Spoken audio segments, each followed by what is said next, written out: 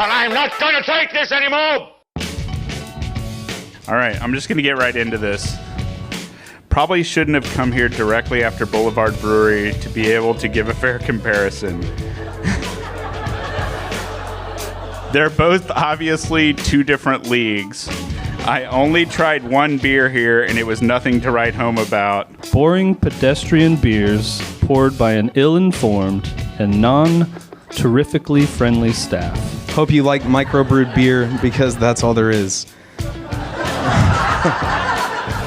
Matt L. is drinking a Rad AF. 4 stars. This Mizzou game is not Rad AF. Hefeweizen tastes like shitty flowers you buy at last second after you banged your best friend and feel guilty. Empty canvas candy corn. My disgust for this beer is only surpassed by my hatred of candy corn. I cannot believe I'm about to say this, but there was way too much meat in the baked beans. We're in fucking Kansas City. That's kind of bullshit. Why is this so sour?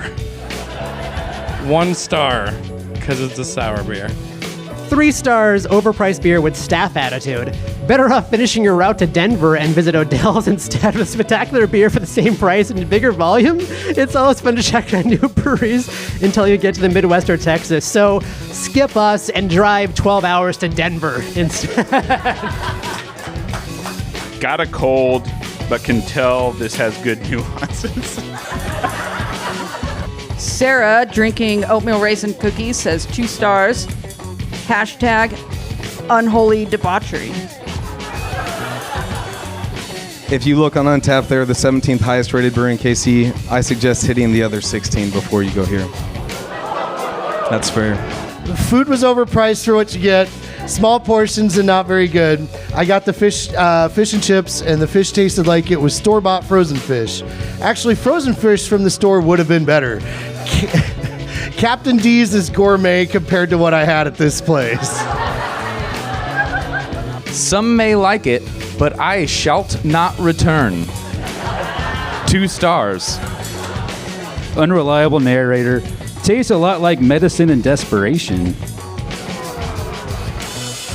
Hellas, 1 star. It was for charity?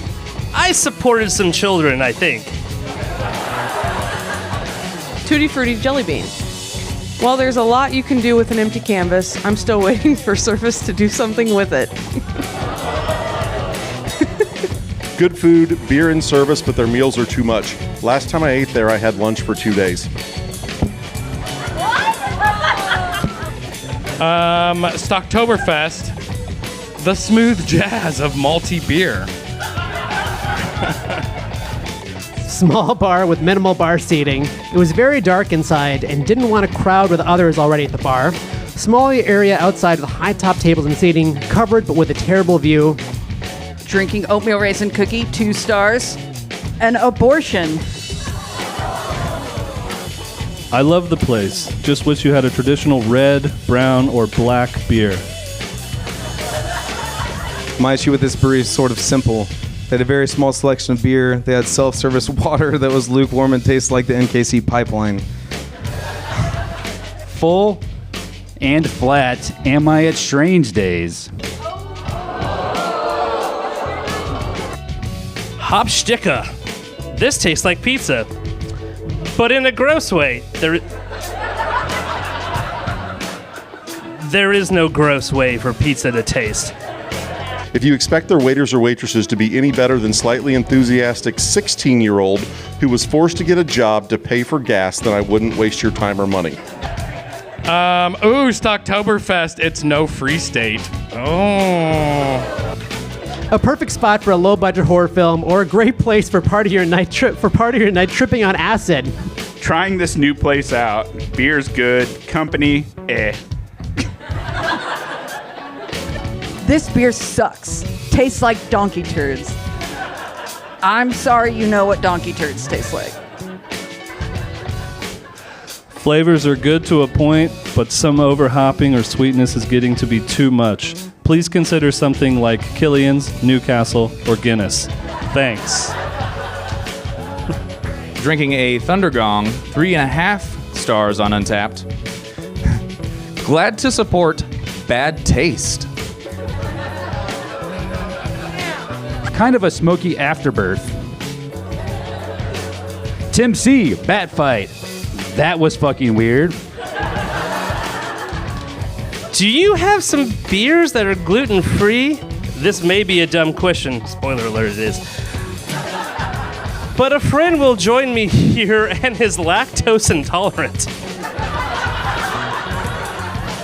Cerveza Royale, they do a hell of a job making a Mexican beer. I like it. 2-star. Too bad this place torn label sucked ass.